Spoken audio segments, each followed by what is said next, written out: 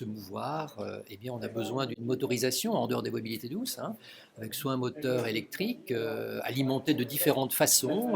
directement par l'électricité, par des batteries, par des piles à combustible, par voilà, de l'induction, et puis d'autre part des moteurs à combustion pour lesquels on peut utiliser énormément d'énergies diverses. Le méthane d'origine bio, hein, tout ce qui vient de l'activité agroforestière, a dans cette mesure-là un grand avenir, parce qu'on peut d'une part l'utiliser directement dans des moteurs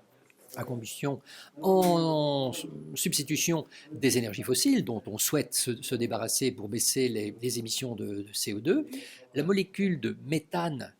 qui sort justement de ces méthaniseurs présente un potentiel d'exploitation chimique extrêmement important parce que avec du méthane et de l'eau, avec du méthane et de l'hydrogène, on peut faire beaucoup de choses, et du CO2 également, recréer des chaînes carbonées, avoir différentes options. Et c'est ça qui est intéressant dans le paysage diversifié d'énergie dont les mobilités de demain auront besoin. Le gaz naturel d'aujourd'hui, hein, qui est du méthane, qui est un méthane fossile, sera remplacé demain dans nos usages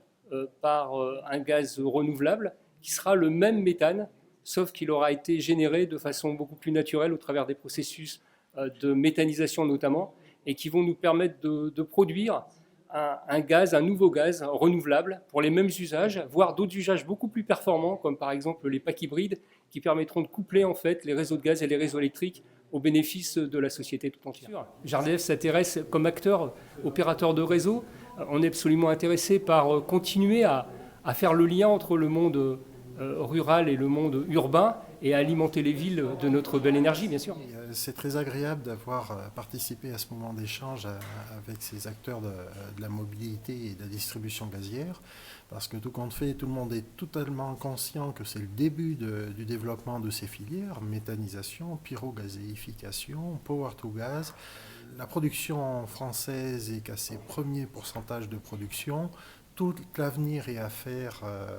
dans les années à venir, avec un objectif qui pourrait être, d'après les chiffres de l'ADEME, une autonomie gazière de la France à 2050. Et c'est passionnant de pouvoir participer à cette dynamique du futur qui va aider au développement de nos territoires tout en neutralisant des volumes carbone, en décarbonant notre population et nos territoires.